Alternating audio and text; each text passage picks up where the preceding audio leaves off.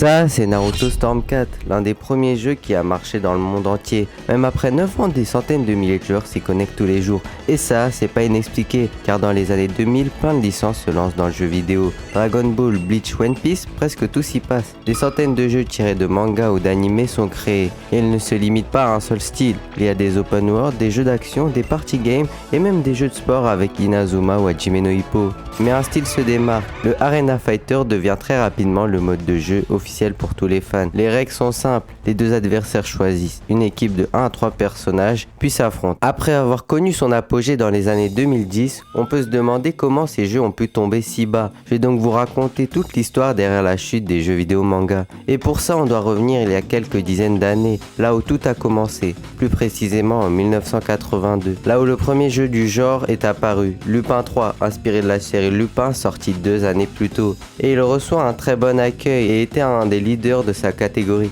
même s'il était loin d'atteindre les têtes d'affiche. C'est à partir de cette année que les premiers jeux ont fait leur apparition. Les plus gros animés de l'époque avaient droit à leurs jeux dans des salles d'arcade et ça marchait plutôt bien. Il y avait par exemple Uken le Survivant avec le jeu Black Belt. Ces jeux restaient rares pour l'époque et avaient surtout un gros problème d'accessibilité. Pour jouer, il fallait se déplacer dans une salle en centre-ville et payer chaque partie. C'est pour ça qu'en 1986 est arrivé Dragon Ball Daikyo. Le tout premier jeu manga est sorti sur une console. Le jeu ne sortait pas du lot et reprenait même plutôt le style arcade, mais restait un très bon divertissement. Mais l'innovation derrière ce jeu, c'était qu'il se jouait sur une console et permettait de jouer chez soi, ce qui était très peu fréquent à l'époque. Même si à ce moment, le manga n'est pas reconnu à l'international et qu'il n'est sorti qu'au Japon, le jeu réussit à faire un petit bruit, mais ce n'est donc pas lui qui a vraiment permis de faire connaître le genre au monde entier. Ce n'est pas un mais deux jeux qui auront ce privilège. Des jeux que vous connaissez très bien car il s'agit de Naruto Storm et Dragon Ball Z Budokai Tenkaichi. Aujourd'hui, les licences valent plusieurs milliards et ont été vendues à plus de 50 millions d'exemplaires. Rien qu'en regardant les réactions du dernier jeu Sparking Zero, on voit à quel point l'engouement est présent.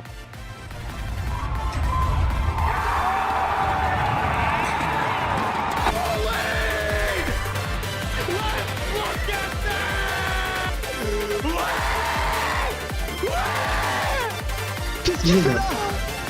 On l'attendait pas. Et il est là.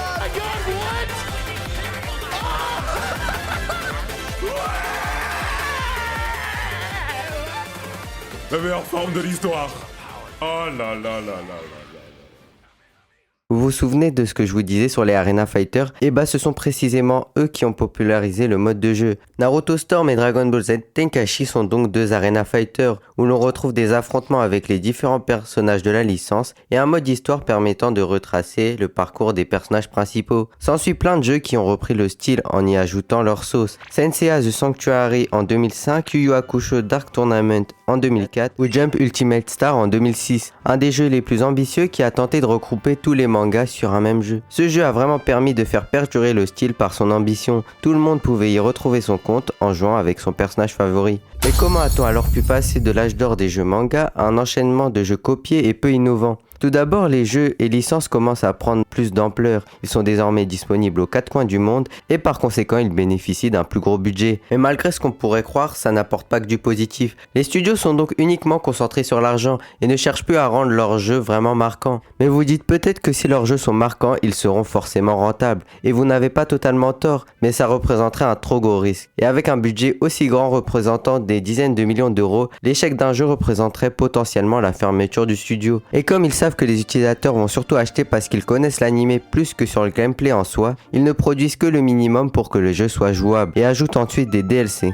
On peut par exemple le voir avec le dernier jeu Jujutsu Kaisen, un jeu qui a été très critiqué mais qui a pourtant été rentable. Les ventes ne se font plus trop à la qualité du jeu mais à celle de l'anime. L'innovation des jeux s'est donc déplacée vers les jeux indépendants, qui représentent moins d'investissement et de moins gros risques. Sauf que les jeux manga ne peuvent pas se permettre d'être des jeux indépendants, car les droits des animés sont beaucoup trop chers pour qu'un studio seul sans investisseur puisse l'acheter. Les jeux manga sont donc coincés dans un cercle vicieux qui les pousse à faire des remakes, des suites ou des copies d'autres jeux. Mais malgré tout ce que je viens de dire, il y a quand même d'autres jeux qui ont su prendre ce risque, comme JoJo All-Star Battle, qui a su représenter parfaitement l'œuvre dans un style entre 2D et 3D. reprenant les différents systèmes de pouvoir comme les stands ou l'onde, avec un roster plutôt conséquent de 50 personnages. Cependant, ce jeu est très peu accessible, il demande plusieurs heures rien que pour maîtriser un seul personnage, avec des combinaisons de touches parfois très dures même pour un joueur habitué. Il n'est donc pas fait au grand public mais pourra satisfaire les fans de l'œuvre. Plus récemment, il y a aussi eu Hunter x Hunter 9 Pack qui a su prendre ce risque, mais lui en a connu le prix. Avec un budget aussi limité de 5 millions de dollars, trop de problèmes ont suivi. Pour vous dire, Naruto Storm avait lui un budget estimé à une quinzaine de millions de dollars, soit 3 fois plus. 9 Pack a donc été rushé avec des graphismes bâclés, un mode en ligne désert et des DLC déjà prévus alors qu'il n'y avait que 16 personnages jouables. Le jeu a été un échec complet mais a pourtant été sorti comme ça, au prix de 60 €. Il existe cependant un jeu qui a réussi le pari d'innover tout en restant accessible à un large public, c'est Dragon Ball FighterZ. Lui a réussi à devenir l'un des plus gros jeux compétitifs de par sa complexité à maîtriser, tout en restant accessible aux nouveaux joueurs. Il reprend parfaitement son univers avec l'une des meilleures pattes graphiques et a su autant rassembler les fans que les joueurs grand public. Mais malgré tout ça, le jeu date un peu et on peut se demander si un jeu aussi abouti verra de nouveau le jour. Je pense personnellement que l'industrie peut se relever, même s'il sera compliqué et on l'a bien vu avec Dragon Ball Sparking Zero. Un des jeux les plus attendus, mais aujourd'hui le jeu a perdu toute sa communauté. De plus, les derniers jeux sortis restent dans ce même cercle vicieux, des jeux quasi identiques, comme le dernier jeu My Hero Academia. Je pense qu'il faudra un gros jeu pour permettre à l'industrie de se renouveler, comme un jeu One Piece qui sortirait du cadre de l'Arena Fighter en proposant une quête d'exploration tout en reprenant son large univers, ou un futur Naruto Storm. Mais on n'est jamais à l'abri qu'un de ces jeux soit raté ou rushé. Et vous dites-moi ce que vous en pensez en commentaire de l'avenir de l'industrie. Et si vous avez aimé la vidéo, n'hésitez pas à vous abonner.